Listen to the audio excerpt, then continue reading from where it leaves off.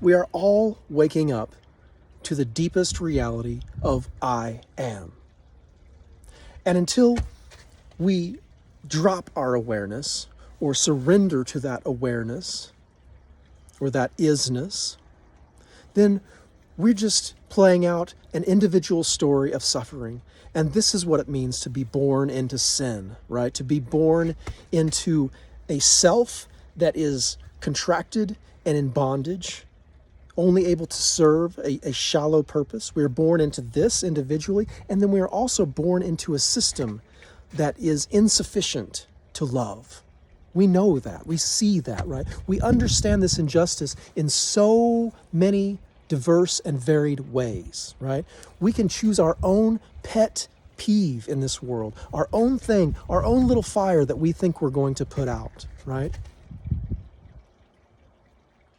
We can become a feminist, we can become a Marxist, we can become a communist, we can become right-wing, we can become left-wing, we can become Republicans and Democrats, we can become all of these things.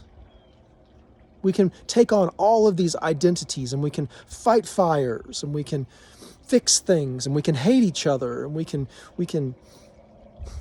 become angry, and we become resentful. However, there is another path. There is a path of love.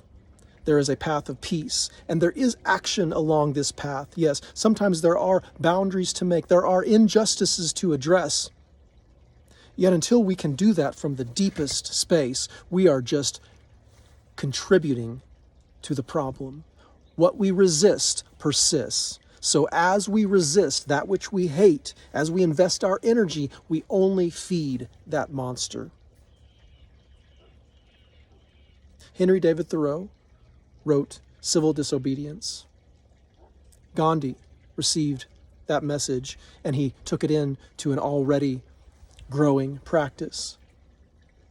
Gandhi's practice bloomed into liberation for a people, which we as Americans must admire somehow, right? We understand that drive for independence. Yes, our Declaration of Independence says that whatever government we see over us is one that we have agreed to. Let us look at that government that governs us internally also. Are we content with the government that we see over us? And how have we consented to that? The message came from Gandhi to Martin Luther King Jr., who was discovering, right, a deeper way of moving in power in this world, a deeper way of organizing ourselves around nonviolence, but very powerful presence. Powerful presence. We put ourselves where we know we must be, when we know we must be there. We speak to whom we must speak to. We say what we need to say. We do what actions we must do, or non-action. Just as the Christ did. The Christ came healing, right? This is our example. The Christ came healing, giving the deepest love, opening the portals to other dimensions, showing us the possibilities, showing us that we were living, that we were lucid dreaming, and that we have power over this world. And also how to die to oneself, yes? How to stand, and when the authorities come to take you, you even heal them. That is power, right? Forgiveness is true power. Forgiveness is not weak. Forgiveness is when we take responsibility for our response to every single thing that we see, and we never lose our sight on the love that never fails.